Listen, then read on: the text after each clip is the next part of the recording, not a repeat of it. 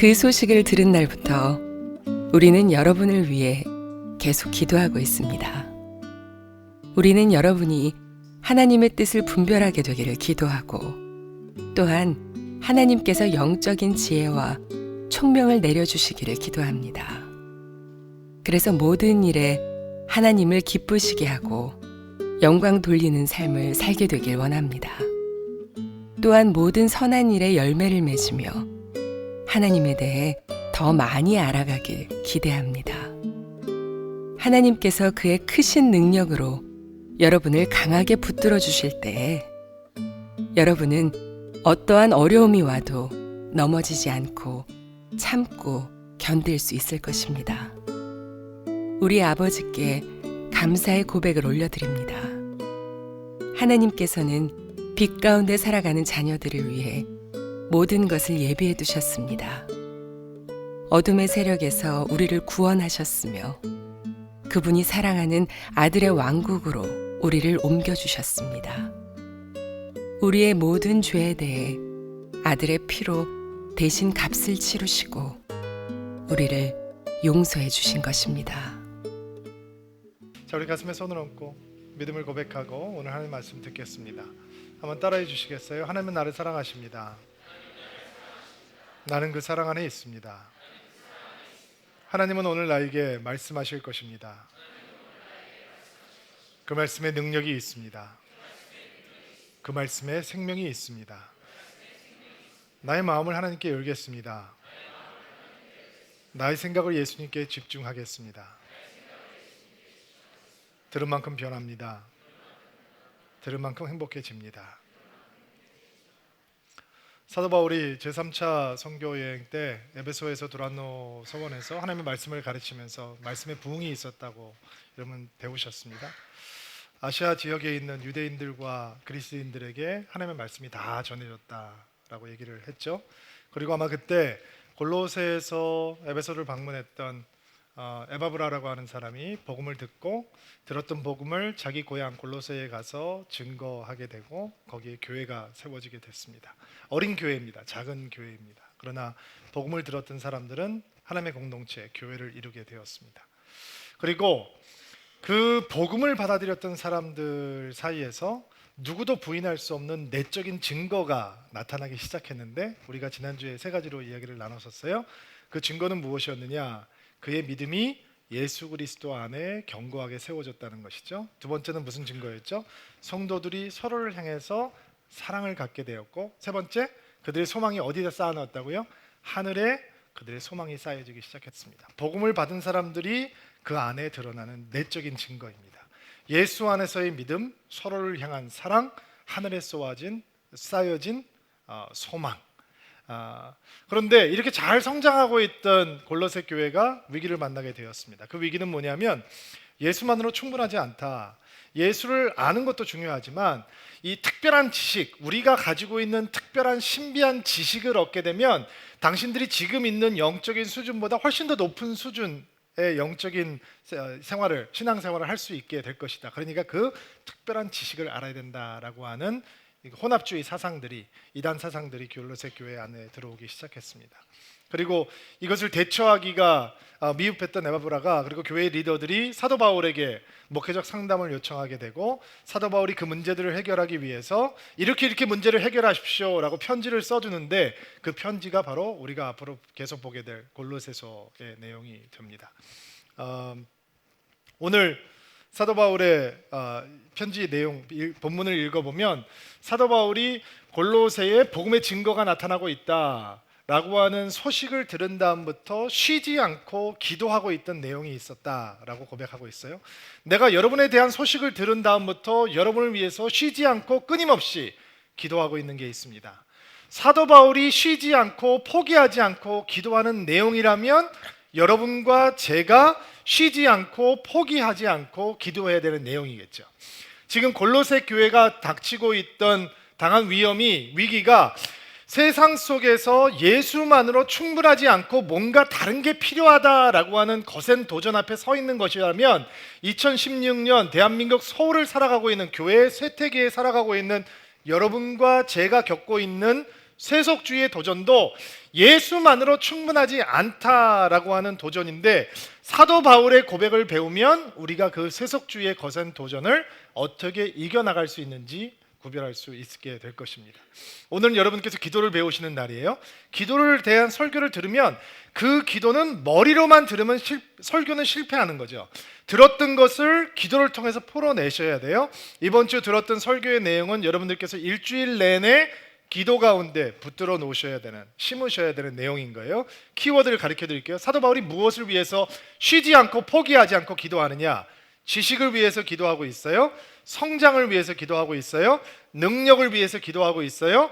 감사를 위해서 기도하고 있어요. 이게 키워드예요. 제가 좀 이따 풀어서 설명을 해드릴 거. 뭐라고요? 외우세요. 그래야지 왔다 갔다 하면서 기도하실 테니까. 첫 번째는 지식을 위해서 기도하고 있고, 두 번째는 성장을 위해서 기도하고 있고, 세 번째는 능력을 위해서 기도하고, 네 번째는 감사를 위해서 기도하고 있어요.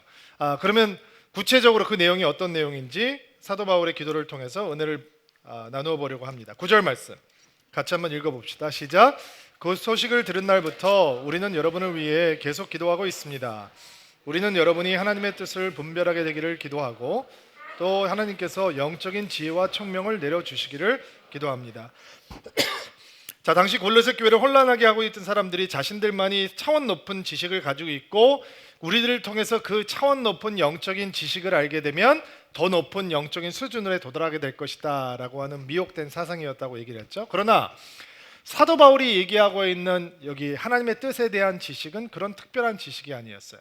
사도 바울이 이해하고 있는 하나님의 지식은 예수 그리스도라고 하는 하나님의 아들을 통해서 닫혀져 있던 하나님의 뜻이, 지식이 열리게, 모든 성도들에게 열리게 된 거죠. 오늘 성경 말씀을 보니까 9절 말씀에 보니까 여러분이 하나님의 뜻을 분별하게 되기를 기도합니다. 또한 하나님께서 영적인 지혜와 총명을 내려주시기를 기도합니다. 이렇게 되어 있잖아요. 그렇게 보면 하나님의 뜻을 분별하는 것과 하나님의 지혜와 총명을 받는 것이 마치 다른 사건인 것처럼 이렇게 느껴지기가 쉬운데, 쉬운 성경이 번역이 뜻을 풀어서 설명하는 거에 의도를 두고 번역이 된 거기 때문에 문자적인 의미로부터는 때로는 멀리 떨어져 있는 경우가 있거든요. 그러니까 골로새서를 보면서 저희가 개역 개정판을 가끔씩 참고 안 할 수가 없을 것 같아요. 왜냐하면 본래 사도 바울이 의미하려고 했던 것과 살짝 다른 의미로 나타나는 번역들도 있기 때문에 정말 사도 바울이 무슨 얘기를 하려고 했던 것일까라고 파악하기 위해서는 때때로 개역 개정판으로 돌아갈 수밖에 없어요. 자, 개역 개정판으로 9절 말씀을 한번 읽어주시겠어요? 시작. 그로써 우리도 듣던 날부터 너희를 위하여 기도하기를 그치지 아니하고 구하노니, 너희로 하여금 모든 신령한 지혜와 총명에 하나님의 자, 조금 더 올려놓으세요. 신령한 지혜와 총명에, 신령한 지혜와 총명 안에서, 이런 뜻이에요. 총명이라고 하는 단어는 영어로 번역을 하면 understanding, 이해라고 하는 뜻이에요. 그러니까 wisdom과 understanding, 지혜와 이해 안에서 하나님께서 하나님의 뜻을 아는 것으로 채워주시기를 원한다라는 거예요. 사도 바울이 무엇을 위해서 기도하고 있느냐?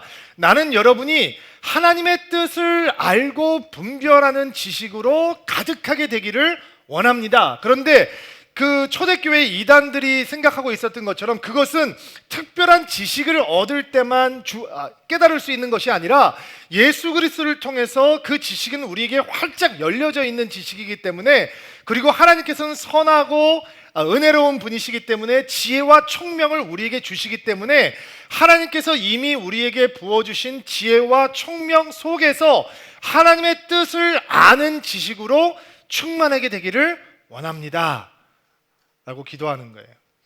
그렇게 성도님들을 상담을 하다 보면 이런 얘기를 하시는 분들이 있어요. 목사님, 저는 하나님의 뜻 알기 원하지 않아요. 전 몰랐으면 좋겠어요. 어제 물어봐요. 하나님의 뜻을 왜 알기 원하지 않느냐? 제가 하나님의 뜻을 알면 아프리카로 나가야 될 것 같아요. 여러분, 아프리카 아무나 나가는 거 아니에요. 걱정하지 마세요. 걱정 못 들어 매세요. 자, 여러분, 하나님의 뜻에 대해서 궁금하십니까? 그렇다면 하나님의 뜻이 우리를 고생시키기 위해서 존재한다라고 하는 이상한 신학으로부터 자유로워지셔야 돼요. 하나님의 뜻이 궁금합니까? 그러면 하나님의 뜻은 선하시다 라는 사실을 믿음으로 받을 수 있어야 돼요. 하나님께서 의도하시는 것은 최고요 최선의 길이다라고 하는 것을 받으셔야 돼요. 하나님의 뜻이 궁금하십니까? 그렇다면 하나님의 뜻의 포커스는 잠시 동안에 존재하다 끝나는 나의 인생의 문제가 아니라 영원토록 계속되는 하늘나라까지 연결이 된다라고 하는 것을 받으셔야 돼요. 여러분, 하나님의 뜻이 궁금하십니까? 그렇다면 하나님의 뜻이라고 하는 것 속에서 여러분과 제가 하나님 앞에 지극히 소중한 존재인데도 불구하고 하나님께서 우리를 목숨을 버려서 사랑할 만큼 우리는 하나님께 중요한 존재인데도 불구하고 하나님의 뜻 가운데 주인공은 여러분과 제가 아니다라고 하는 것도 인정하셔야 됩니다. 여러분, 우리가 기도를 하잖아요. 그러면 뭐가 중요하냐? 내가 중요해요. 내가 원하는 게 중요하고, 내가 바라는 게 중요하고, 내가 뜻하는 바가 중요하고, 내 관심이 중요하고, 내 감정이 중요하고. 그런데 하나님의 뜻이 이루어지는 현장에서 주인은 여러분과 제가 아니에요. 내가 원하는 것이 이루어지지 않아도 하나님의 뜻은 이루어지거든요. 우리가 하나님의 뜻에 대해서 정말로 궁금하다면 여러분은 신비스러운 어떤 영적인 체험을 구하기 전에 하나님을 진짜 사랑하고 하나님을 진짜 신뢰하고 하나님과 매일매일 동행하는 삶 속에 초점을 두셔야 돼요. 여러분이 하나님의 뜻을 알고 싶다면 여러분은 책임감과 의무감으로 말씀을 대하지 않고 말씀을 즐거워하고 말씀을 기뻐하고 말씀을 먹고 소화시키고 말씀이 여러분의 영혼을 떠나지 않도록 여러분은 자신을 하나님 앞에 내어놓는 시간이 필요해요. 여러분이 정말로 하나님의 뜻을 알고 싶다면 내가 뭔가 필요해서 하나님 앞에 기도하고 간구하는 것이 아니라 그분을 정말 사랑하고 알기 위해서 그분과 대화하고 교제하고 기도하는 시간이 필요해요. 여러분이 정말로 하나님의 뜻을 알고 싶다면 여러분 주위에 여러분으로 하여금 하나님을 주목하게 하는 관계가 있어야 돼요. 아마 제가 여러분들을 개인적으로 잘 모르지만 아마 여러분들 주변의 관계 가운데 여러분들이 사귀고 있는 사람들 가운데 어떤 사람을 만나면 단번에 예수님을 생각나게 하고 기억하게 하고 하는 사람이 있는가 하면 어떤 사람은 3박 4일 동안 함께 지내도 하나님의 생각을 한 번도 안 나게 하는 사람들도 있단 말이에요. 만약에 여러분이 하나님의 뜻에 대해서 알고 싶다면 여러분 주위에는 여러분으로 하여금 하나님을 주목하게 하고 하나님에 대해서 더 궁금해지게 하고 하나님에 대해서 뭔가 깊게 생각하는 관계들이 있어야 된다는 거죠. 그게 없이 우리는 하나님의 뜻을 알고 분별하고 순종하기가 어려워진다라는 거예요. 여러분, 하나님의 뜻이 궁금합니까? 그렇다면 무당을 찾는 식으로 하나님의 뜻을 구하는 생각과 사고와 행동을 멈추셔야 합니다.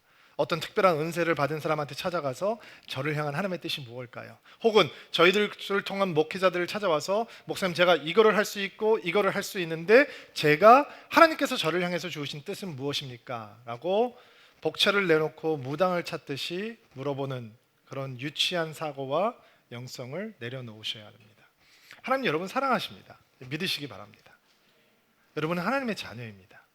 아버지가 자녀한테 얘기하는 건 특별하지 않습니다. 당연한 것입니다. 하나님의 뜻을 알고 하나님의 뜻을 분별하고 하나님의 뜻을 순종하고 따라가는 것은 성도에게 대단하거나 특별한 사건이 아니어야 합니다. 그것은 당연한 일이어야 되고 일상이 돼야 되는 것이죠. 사도 바울이 기도하고 있는 것은 그것이 평범한 일상이 되기를 기도하고 있는 것입니다. 하나님, 그들이 헷갈리지 않도록 도와주십시오. 하나님, 그들이 하나님의 뜻을 온전히 알고 분별하고 따라가고 확신 속에 거할 수 있도록 도와주십시오. 놀랍지 않습니까? 어떻게 이렇게 하나님의 뜻을 알고 분별할 수 있느냐? 알고 싶으면 사도 바울의 말에 귀를 기울이셔야 돼요. 로마서 12장 1절부터 2절 말씀 같이 한번 읽어볼게요. 시작. 그러므로 성도 여러분, 나는 하나님의 자비로서 여러분에게 권합니다. 여러분의 몸을 여러분을 기쁘시게 하는 거룩한 살아있는 제물로 드리십시오. 이것이야말로 여러분이 마땅히 드려야 될 영적인 예배입니다. 여러분은 이 세상을 본받지 말고 마음을 새롭게 하여 변화를 받으십시오. 그러면 여러분은 하나님의 선하시고 기뻐하시고 온전하신 뜻이 무엇인지 분별할 수 있게 될 것입니다. 하나님의 뜻을 알고 분별하기 위해서 선행되어야 되는 것들이 있다라고 사도 바울은 얘기하죠. 그 선행되어야 되는 것들이 무엇입니까? 우리의 몸, 삶의 현장, 육신을 갈아가고 있는 우리의 삶을 하나님을 향해서 드려진 살아있는 제물이 되게 하라라는 거예요. 죽은 짐승만이 제물이 될 수 있거든요. 살아있으면 짐승이 될 수 없는 거예요. 하나님 앞에 드려진 바라는 거죠. 우리의 육신의 소욕이 우리를 기쁘게 하는 것으로 드려지지 않고 하나님을 위해서 드려진 바 되게 살아가면 하나님의 뜻을 분별할 수 있다는 거예요. 또 세상을 따라가지 말라라고 얘기하죠. 세상을 본받지 말고 세상을 너무 살아가고 있으면 하나님에 대한 사랑이 생기지 않기 때문에, 하나님의 뜻에 대한 관심이 생기지 않기 때문에, 하나님의 뜻을 진짜 알고 분별하기 원한다면 마음을 새롭게 해서 세상을 본받지 말고 진정한 변화, 체인지가 아니라 무늬만 바뀌는 것이 아니라 근본적까지 바뀌어버리는 트랜스포메이션, 변형을 경험하라라는 거예요. 일주일을 살아가면서 하루를 떼어서 주님 앞에 살아가는 것은 체인지죠. 체인지는 능력이 없어요. 그러나 변형은 뭐냐면, 트랜스포메이션은 뭐냐면, 주일만 하나님께서 책임져 주시는 것이 아니라, 주일날만 하나님을 위한 것이 아니라 내 인생의 모든 것이 하나님께서 들어오셔서 역사하시는 삶의 현장으로 바뀌게 되는 것이죠. 그래서 우리가 변형이 되는 거예요. 변태가 되는 거예요. 그래서 우리가 전혀 다른 존재가 되어버리는 것이죠. 그렇게 되면 우리가 하나님의 선하고 아름다운 뜻이 무엇인지 알고 분별할 수 있게 된다라는 것입니다. 자, 오늘 여러분 영혼 가운데 바울의 기도를 심으시기를 바랍니다. 하나님, 주의 선하신 뜻을 알 수 있는 지혜와 총명과 이해를 부어주셔서 열려있는 하나님의 아름다운 뜻을 알고 그것을 온전히 따르고 그것을 온전히 기뻐하고 내가 살아있는 현장이 하나님의 뜻의 중심이라고 하는 것을 확신하는 삶을 살 수 있도록 도와주옵소서. 여러분, 이게 성도의 능력인 거예요. 흔들리지 않는 삶을 살 수 있는 거죠. 여러분, 부부가 20년을 살고 있는데 어느 날 갑자기 얼굴 보면서 이 남자가 아닌가 봐, 이 여자가 아닌가 봐 라는 생각이 들었다고 칩시다. 큰일 나는 거죠.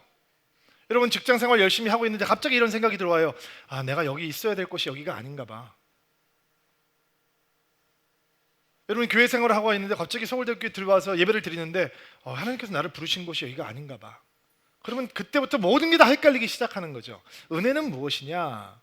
여러분, 우리 배우자보다 더 좋은 사람이 있을 수 있어요. 그러나 내가 내 배우자를 봤을 때 하나님께서 이 사람을 나에게 주셨다고 하는 확신함 속에 거하는 거죠. 우리가 다른 직장 가질 수 있어요. 다른 곳에 가서 일할 수 있어요. 그러나 내가 출근하면서 하나님께서 나를 불러주신 것이 바로 이것이라고 내가 최선을 다하겠다고 확신 속에 거하게 되는 거죠. 여러분, 서울 드림교보다 좋은 교회는 얼마든지 많이 있어요. 그러나 여기가, 여러분이 이 문을 열고 들어오실 때 하나님께서 나에게 은혜를 베푸시기 위해서 부르신 자리가 이 자리라고 확신합니다. 그리고 이 자리에 있는 것을 기뻐하고 이 자리에 함께하는 것을 사랑하고 이 자리에 있으면서 하나님의 꿈을 꿀 수 있다면 바로 여기야말로 하나님께서 여러분에게 은혜를 주시고 여러분의 영적인 도약을 꿈꾸시는 자리가 되겠죠. 여러분, 하나님의 뜻을 안다라고 하는 확신은 우리에게 그런 담대함을 허락해 주는 것입니다. 자, 두 번째, 바울에게 배우는 기도, 10절 말씀 읽어볼게요. 시작. 그래서 모든 일에 하나님을 기쁘시게 하고 영광 돌리는 삶을 살게 되기를 원합니다. 하나님에 대해 더 많이 알아가기를 기대합니다. 자, 두 번째 바울이 기도하고 있는 것은 진짜 성장과 성숙을 위해서 기도하고 있습니다.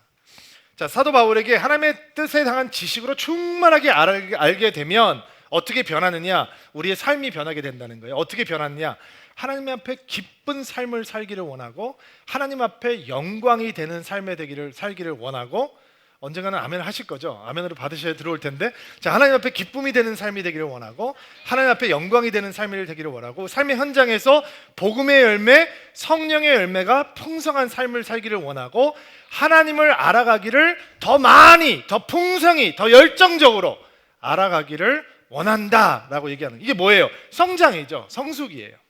사도 바울에게 복음이 들어가 있는 사람에게는 성장이 멈출 수가 없는 거예요.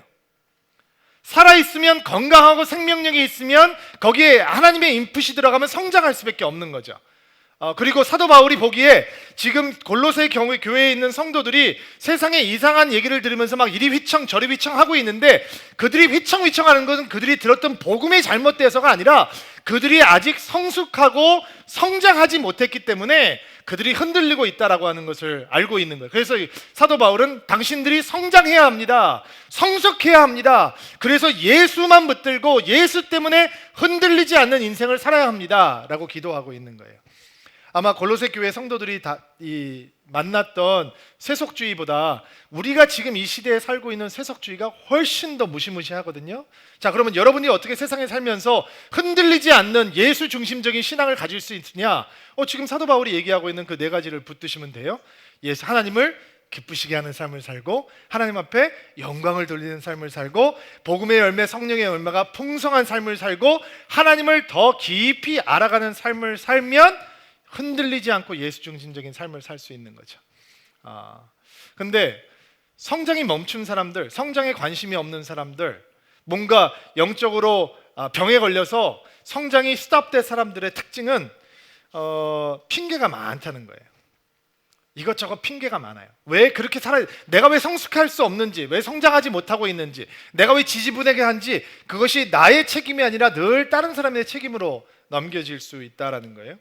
제가 건강 관리를 너무 안 해서 이번 주에 좀 느끼는 게 많아서 한 8년 만에 자전거를 창고에서 꺼냈어요.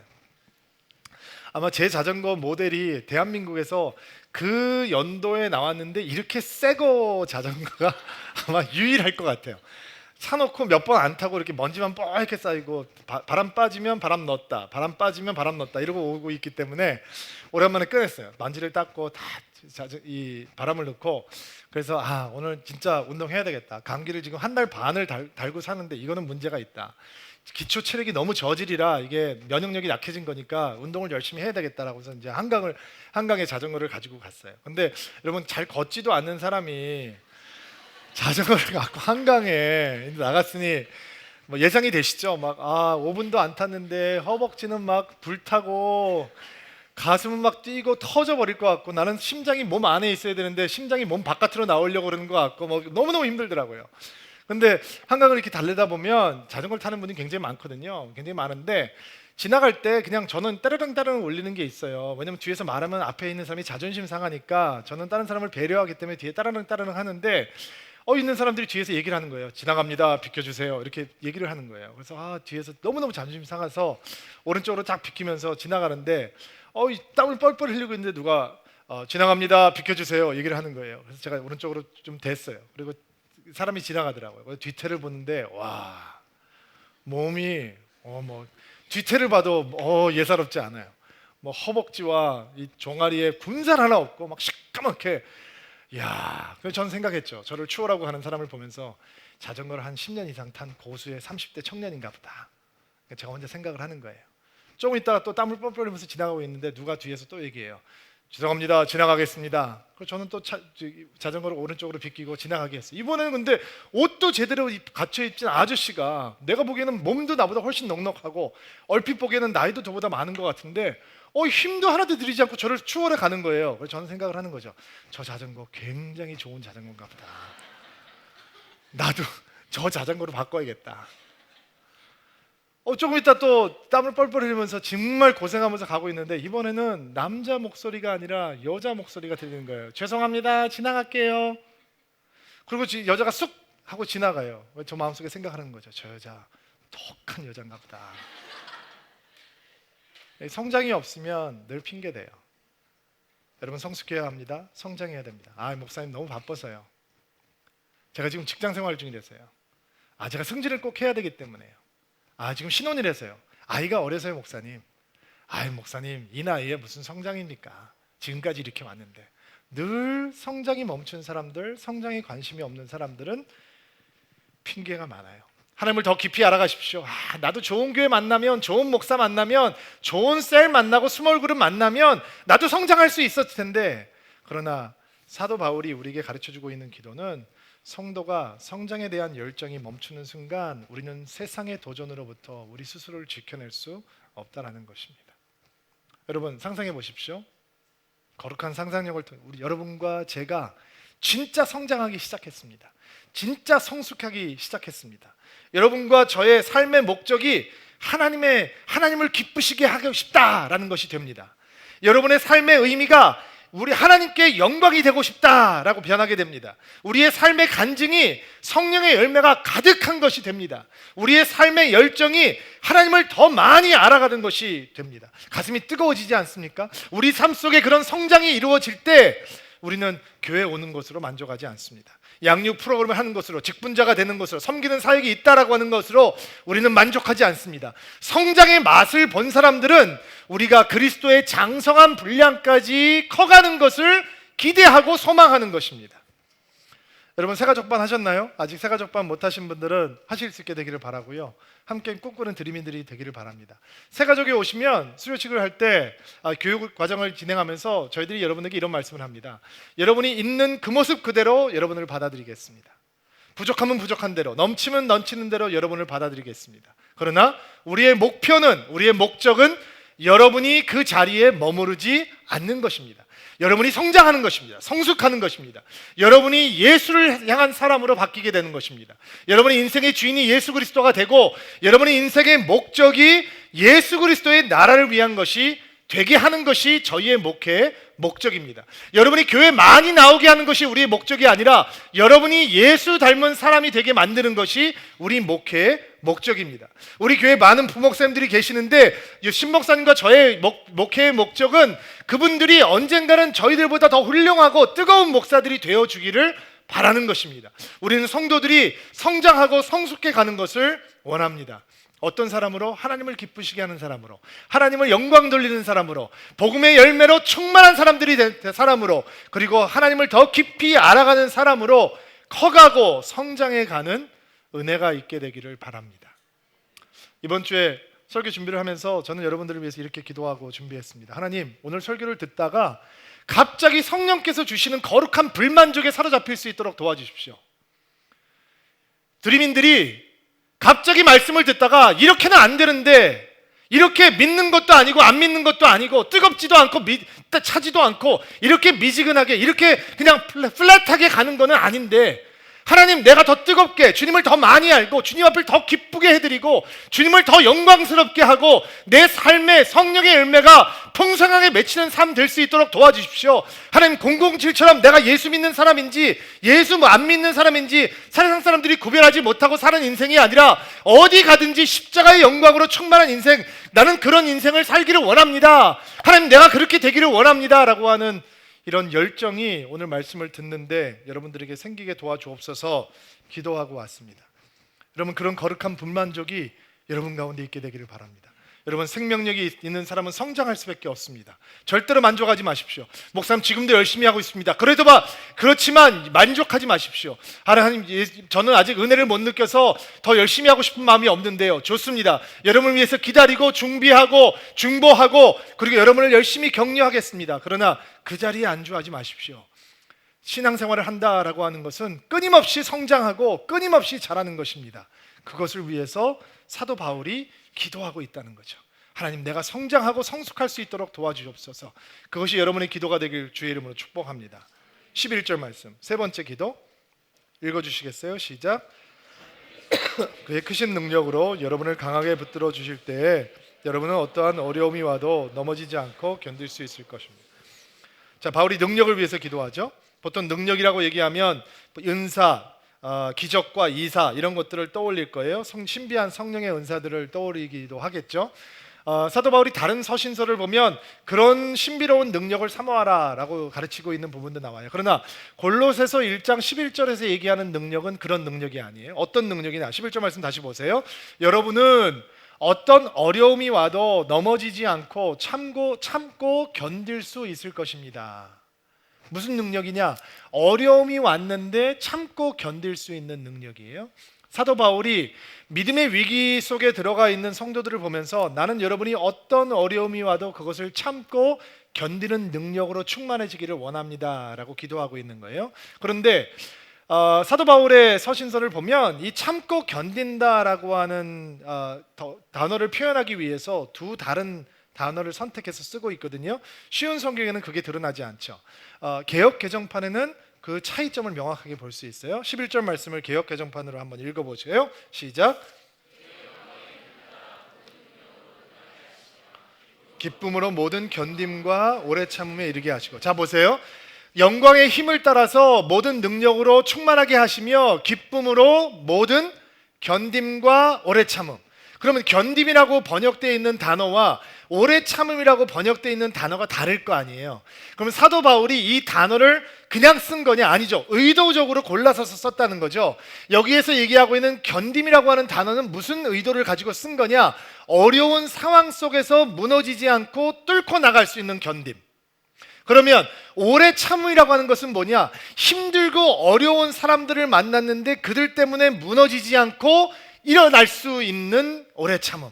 그러니까 사도 바울은 어떤 능력을 위해서 기도하고 있냐? 성도 여러분, 여러분들이 힘든 상황을 만났을 때 견딜 수 있는 능력을 갖게 되기를 원합니다. 여러분들이 힘들고 까다롭고 어려운 사람들을 만났을 때 그들 때문에 무너지지 않고 다시 일어나서 뚫쳐나갈 수 있는 이 능력을 갖게 되기를 원합니다 라고 기도하고, 놀라운 통찰력이죠. 여러분, 번영신학이 가지고 있는 한계점은 뭐냐면 성도들의, 예수님을 진짜 사랑하는 성도들의 삶 속에 다가오고 있는 고난에 대한 해답을 못 준다는 거예요. 예수 믿으면 번영합니다. 좋습니다. 잘 될 것입니다. 긍정의 힘입니다. 당신들이 믿는 대로 될 것입니다. 이렇게 해놓고 났으니까. 근데 예수님을 온전히 살아가는 성도들 앞에 어려움이 다가왔을 때 대답을 못 주는 거죠. 근데 예수님의 말씀을 기억하셔야 돼요. 너희들이 이 세상에 살 때 너희들은 환난을 당할 것이다. 이 세상이 나를 미워했으니 너희들도 미워할 것이다. 그러나 너희들은 두려워하지 말라. 기뻐하라. 내가 세상을 이기었노라 라고 말씀하시잖아요. 여러분, 예수님 깊이 사랑하는 성도들이 되기를 바랍니다. 그런데 예수님을 온전히 사랑해도 어려움이 옵니다. 시험에 떨어지기도 하고 취업에 문제가 생기기도 하고 결혼이 잘 안 되기도 하고 결혼을 하면 가정생활이 힘들어지기도 하고 사업이 망하기도 하고 건강이 깨어지기도 하고 믿음의 슬럼프가 생기기도 하고 사람들 때문에 실망을 겪기도 하고 목사들한테 상처를 받기도 하고 믿었던 사람들에게 배신을 당하기도 하고 어려운 일들 생깁니다. 그 어려운 일이 생긴다는 게 하나님께서 우리를 사랑하지 않는다라고 하는 뜻이 아니죠. 그러면 성도들이 구해야 될 것은 무엇이냐? 하나님, 내가 어려움을 당하지 않게 도와주십시오. 여러분, 그런 인생이 어디 있습니까? 예수님께서도 너희들은 세상에서 환난을 당한다라고 하세요. 어려움을 피해갈 수 있는 인생이 어디 있습니까? 성도들이 붙들어야 되는 기도는 하나님, 힘든 환경을 만났을 때 내가 무너지지 않는 능력을 주십시오. 하나님, 어려운 사람들 만났을 때 그들 때문에 내가 힘들어지지 않는, 내가 무너지지 않는 그런 능력을 주십시오. 그걸 뚫고 나갈 수 있는 능력을 주십시오 라고 하는 기도해야 한다는 것이죠. 기가 막힌 기도죠. 심어 놓으실 수 있게 되기를 바랍니다. 마지막 사도 바울의 기도 12절부터 14절 말씀입니다. 한번 읽어볼게요. 시작. 우리 아버지께 감사의 금박을 올려드립니다. 하나님께서는 빛 가운데 살아가는 자녀들을 위해 모든 것을 예비해 두셨습니다. 어둠의 세력에서 우리를 구원하셨으며 그분이 우리 사는 우리를 옮겨주셨습니다. 우리의 모든 죄에 대해 아들의 우리를 용서해 주신 것입니다. 자, 사도 바울에게 배우는 네 번째 기도, 포기하지 말고 쉬지 말아야 될 성도의 기도는 진정한 감사가 넘치게 하는 것이죠. 진정한 감사가 넘치게 하는 기도예요. 그러면 감사의 이유는 무엇이냐? 오늘 12절부터 14절 말씀에 보니까 예수 그리스도께서 행하신 것에 대한 감사예요. 그러면 예수께서 무엇을 행하셨느냐? 12절 말씀을 우리 개역개정판으로 한번 볼게요. 제가 읽을게요. 우리로 하여금 빛 가운데서 성도의 기업의 부분을 얻기에 합당하게 하신 아버지께 감사하게 하시기를 원하노라. 13절. 그가 우리를 흑암의 권세에서 건져내사 그의 아들의 사랑의 나라로 옮기셨으니 그 아들 안에서 우리가 속량 곧 죄사함을 얻었도다. 예수님께서 무슨 일을 하셨냐? 자, 예수님께서 하늘을 버리시고 육신을 입고 이 땅에 오셔서 십자가에 달려 죽으시고 죽은 자 가운데서 3일 만에 부활하시고 영광 가운데 승천하시고 하나님의 우편에 앉아 계심으로 그분께서 우리를 위해서 무엇을 해주셨냐? 우리가 하나님의 나라의 영광의 기업을 소유하게 됐다는 거죠. 여러분, 여러분의 집은 여기가 아니에요. 여러분의 집은 천국이에요. 영원한 곳이에요. 근데 우리의 기업은 어디에 있느냐? 우리의 기업은 이 땅에 있지 않고 하늘에 있는 거예요. 그러면 하나님께서 예수 그리스도께서 그런 영광의 주가 되심으로 어떤 은혜가 우리에게 임해왔느냐?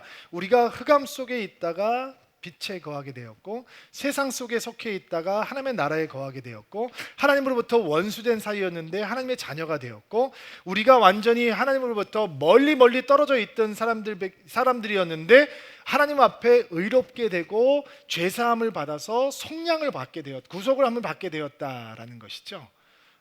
우리가 감사해야 되는 내용이 무엇이냐? 바로 예수 그리스도께서 행하신 일 때문에 감사해야 된다는 거죠.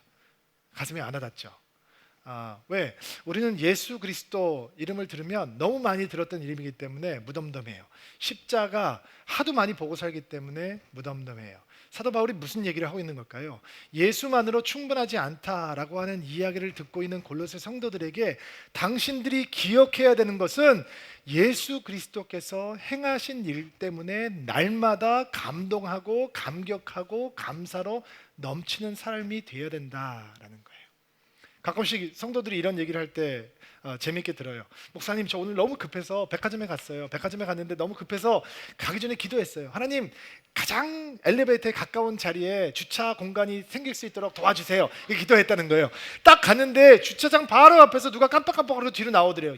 하나님께서 내 기도를 너무 응답해 주셨어요. 오늘 너무 감사했어요. 할렐루야, 아멘. 자, 그게 우리를 변화시켜 주느냐, 안 변화시켜 준다는 거죠. 어떤 성도가 시험을 보러 들어갔습니다. 그냥 진짜 실화는 아니고 지어내는 이야기입니다. 시험을 보러 들어갔습니다. 하나님, 제가 시험 공부를 열심히 했는데 하나님께서 지혜와 총명을 주셔서 오늘 시험 보는데 다 답을 알려주세요. 그래서 시험지를 딱 열었는데 빨간 게 막 보이는 거예요. 그래서 빨간 걸 다 따라쳤어요. 그걸 시험을 잘 봤어요. 자, 그런 기적을 경험했다고 해서 그 사람이 그 기적 때문에 변하느냐? 변하지 않습니다. 그 사람이 감사의 삶을 살게 되느냐? 그렇게 되지 않습니다. 여러분, 초대교회 문헌을 보면 이런 얘기가 나옵니다. 어떤 사람이 너무 방탕하게 살아가고 있는 사람이 있었습니다. 그리고 초대교회 성도가 이렇게 얘기를 합니다. 당신은 예수 그리스도께서 장님이었을 때 당신의 눈을 보게 만들어 주셨는데 이렇게 하나님을 무시하고 방탕하게 살아가니 하나님께서 당신에게 은혜를 걷어가실 것입니다. 근데 그 방탕하게 살아가고 있던 사람이 이렇게 변명을 합니다. 내가 이렇게 방탕하게 살아가는 이유는 예수님 때문입니다. 예수님께서 나를 그저 장님으로 놔두셨다면 나는 어떤 유혹도 받지 않았을 것이고 거룩하게 살아갈 수 있었을 텐데 예수님께서 내 눈을 번쩍 띄어놓으셔서 이렇게 세상의 좋은 것들을 많이 보고 사니 내가 유혹에 넘어갈 수밖에 없습니다. 여러분, 장님이 눈을 보게 됐으면 경험할 수 있는 최고의 기적을 경험하는 겁니다. 그러나 그것도 성도들의 삶을 변하지 못합니다. 무엇이 우리의 삶을 변화시키느냐? 예수 그리스도이십니다. 예수 그리스도께서 우리에게 행하신 일들을 기억할 때 우리는 진짜 하나님의 사람이 되는 것입니다. 제가 옛날에 미국에 있을 때 저희 교단에 여자 목사님이 한 분 계셨는데요. 너무 신실하고 좋은 분이에요. 근데 그분의 간증을 듣는데 진짜 소설 같은 간증 내용이 있어요. 이분이 어렸을 때 부모를 잘못 만나서 온갖 어비스를 다 겪고 이제 나라가 그 부모님들을 감옥에다 집어넣고 이 아이를 포스터 케어 입양 가정에다가 이제 강제로 입양을 시켜놨어요. 근데 하나님께서 어떻게 연결을 해주셔서 이 아이를 다 큰 아이를 이제 입양을 해 가겠다라고 하는 크리스천 패밀리를 만나게 된 거예요. 근데 얘가 워낙 반항이 심한 아이니까 상처가 많은 아이니까 이 좋은 양아버지 집에 들어가서 양부모님을 만났는데도 불구하고 막 마약하고 너무너무 방탕하게 사는 거예요. 그리고 아버지가 그 딸을 위해서 기도하면서 양육을 하시는데 언젠가 한번 아버지하고 막 대판 싸워서 딸이 나는 당신 같은 위선주의자들하고 같이 살 수 없다. 자동차 키를 가지고 이제 가출을 하면서 도망을 갔는데 아버지가 뒤에서 쫓아오더래요. 그 뭔가 이상하다라고 느꼈던 양아버지가 쫓아온 거죠. 근데 아버지를 피해서 고속도로에서 도망을 가다가 큰 사고가 나서 이제 접촉 사고가 나서 차가 이제 많이 파손이 됐어요. 근데 차가 이렇게 탁 들이받으면 차가 쭈그러지기 때문에 문이 잘 안 열리거든요. 근데 차가 너무 세게 들이받아서 문이 열리질 않는 거예요. 그리고 얘가 차 바깥으로 나와야 되는데 차 바깥으로 나올 상황이 안 됐고 차가 불에 붙어서 이제 불에 타기 시작하는 거예요. 119를 전화를 해서 911을 전화해가지고 사람들이 구조대원이 오고 있는데 차가 불이 붙어서 막 타니까 어떻게 하질 못하고 아버지가 쫓아와서 그 문을 열려고 하니까 문은 안 열리고 창문을 깨서 아이를 끄집어내려고 그랬는데 아이는 의식을 잃어버리고 끄집어낼 수가 없어서 너무너무 힘이 들고 있는데 막 차가 불이 타니까 이게 뜨거워질 거 아니에요. 그러니까 아버지가 그 아이를 끄집어내려고 막 하는데 안 되니까 이게 손이 다 화상을 입기 시작해요. 그리고 불이 번져오니까 이 실신하고 있는 딸을 향해서 불이 번져오니까 아버지가 몸을 들이밀고 자기의 등으로 이제 그 불을 막는 거죠. 그래서 겨우겨우 이 아이를 끄집어내서 이제 병원에 옮기게 됐어요. 그리고 아버지는 온몸에 살이 다 녹아나고 등이 다 화상을 입고 얼굴도 화상을 입고 병원에 들어가게 됐어요. 그리고 깨어난 아이가 상황을 설명을 듣고 아버지가 누워있는 병상에 갔다가 이제 하나님을 만나는 체험을 하게 되는 거죠. 이게 사랑이구나. 내가 경험하는 사랑이 이런 사랑이구나. 하나님의 사랑이 이런 거구나. 내가 여태까지 분노하고 살았던 이유는 아무도 나를 사랑하지 않는다라고 하는 거였는데 우리 양아버지가 그 뜨거워진 철문을 손으로 잡고 나를 구해내기 위해서 가다가 온 몸이 화상이 입어서 이렇게 다치게 되었구나. 그리고 그분이 살아가면서 하나님의 사랑이 의심스러울 때마다 가서 자기 아버지의 손을 만지고 자기 아버지의 등을 봤다는 거예요. 영원히 남아있는 그 흉터를 바라보면서 그리고 주님을 향한 종으로 그가 설 수 있었다라고 하는 간증을 들은 적이 있습니다. 여러분, 우리를 변화시키는 감사는 예수 그리스도로부터 출발해야 돼요. 여러분, 하나님이 여러분을 위해서 이 땅에 오셨어요. 하나님이 여러분을 위해서 죽으셨어요. 하나님이 여러분을 위해서 죽음 가운데 3일 동안 계셨어요. 하나님이 죽음의 권세를 이기고 살아나셨어요. 여러분이 그분의 자녀예요. 예수라고 하는 이름이 우리의 가슴을 치지 않을 때 신앙의 위기예요. 십자가가 우리에게 소중하지 않게 느껴질 때 우리에게는 신앙의 위기예요. 그런데 예수를 오래 믿다 보면, 예수님을 깊이 사랑하다 보면 예수라고 하는 이름이, 십자가라고 하는 것이 무덤덤에게 다가오거든요. 그래서 사도 바울이 기도하고 가르쳐 주는 거예요. 여러분, 우리가 놓치지 말아야 될 기도는, 우리가 포기하지 않아야 될 기도는 예수 그리스도 때문에 감사하는 것입니다. 십자가 때문에 날마다 감동하는 것입니다. 그 감동을 놓치지 않는다면 어떤 세상의 유혹의 소리에도 우리는 자신을 지킬 수 있습니다 라고 가르쳐주고 있는 것입니다. 바울이 포기하지 않고 했던 기도, 그것이 여러분의 기도가 되기를 주의 이름으로 축복합니다. 바울의 기도를 배우실 수 있게 되기를 바랍니다. 주여, 하나님의 뜻을 아는 지식을 허락하여 주옵소서. 그래서 확신 가운데 거하며 살아갈 수 있도록 도와주옵소서. 바울의 기도를 배우실 수 있게 되기를 바랍니다. 하나님, 어떤 영적인 어려운 환경도, 어떤 어려운 사람도 뚫고 나가는 성장과 뚫고 나갈 수 있는 능력을 허락하여 주옵소서. 여러분, 사도 바울의 기도를 배우실 수 있게 되기를 바랍니다. 하나님을 기쁘시게 하고 하나님 앞에 영광된 삶을 살고 복음의 열매를 풍성하게 맺고 그리고 하나님을 더 깊이 알아가는 아름다운 성장 가운데 커갈 수 있는 내가 되게 도와주옵소서. 사도 바울의 기도를 배우실 수 있게 되기를 바랍니다. 하나님, 다른 것보다 예수 그리스도 때문에, 그분이 우리에게 베풀어 주신 구원 때문에 날마다 감사하고 감동하는 우리의 삶이 될 수 있도록 도와주옵소서. 이 은혜가 오늘 예배드리는 드리민들에게 온전하게 임하게 되기를 주의 이름으로 축복합니다. 같이 한번 기도합시다.